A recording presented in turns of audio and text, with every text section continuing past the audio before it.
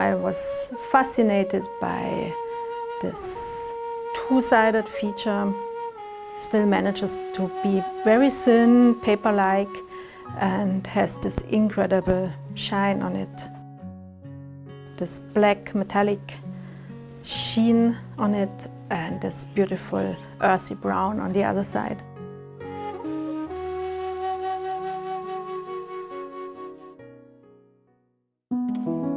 My name is Kathrin Von Rechenberg. I'm German, I'm coming from Munich, and I'm living in Beijing for over 20 years now. Yeah. I came to China in search of Xiangyunsha.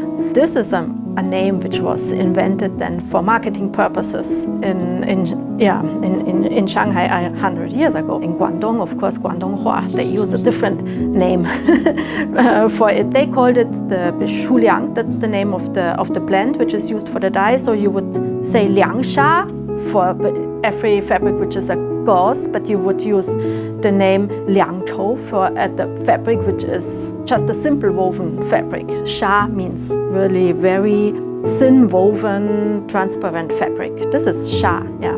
This is a gauze. It could not stick to the skin when you are sweating. Yeah, this is what was important about it. And so because the fabric is very thin, it would dry very fast. So even those who are working close to the river, which are always fishing or doing something, so they could, it's very convenient to wear this fabric. It was in 1995, while I was still studying in Paris. I met the Taiwanese fashion designer Sophie Hong. She introduced me to this fabric. On the first sight, I couldn't really imagine that this was silk.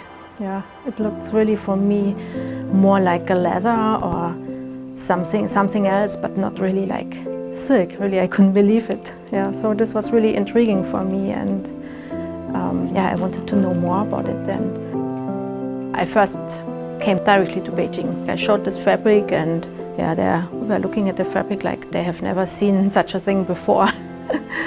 Yeah, this was in 2000.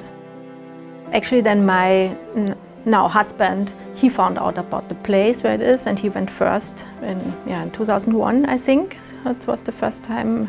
Then the next time I went together with him and was really amazed by the dyeing process. I couldn't imagine how elaborate this was and how complicated and how time-consuming and how much it depends on the weather, on the nature.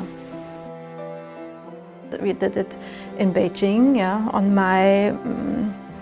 my silk sculptures, on the really huge work I'm doing. I'm using this feature of brushing the juice of the shuliang, of this root of this yam, which is used to dye the silk fabric in this rusty red, because it gives the stiffness to the fabric. When I came to China, there was not really an interest in traditional clothing or handcraft. This just started at the time that you could buy the big brands. There were just a few places in Beijing where you could get them. And now I can see that people are really interested in the old techniques and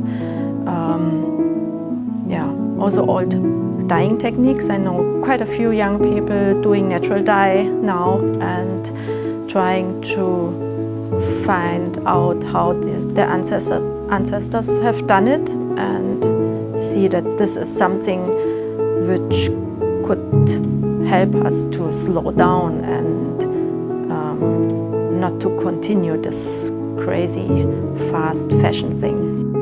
I see in general that there's a much bigger interest in the Chinese culture, in the people's own culture. Yeah, less imitating what the West is doing, but more going back to what the Chinese history and the beautiful craftsmanship and art which is done here.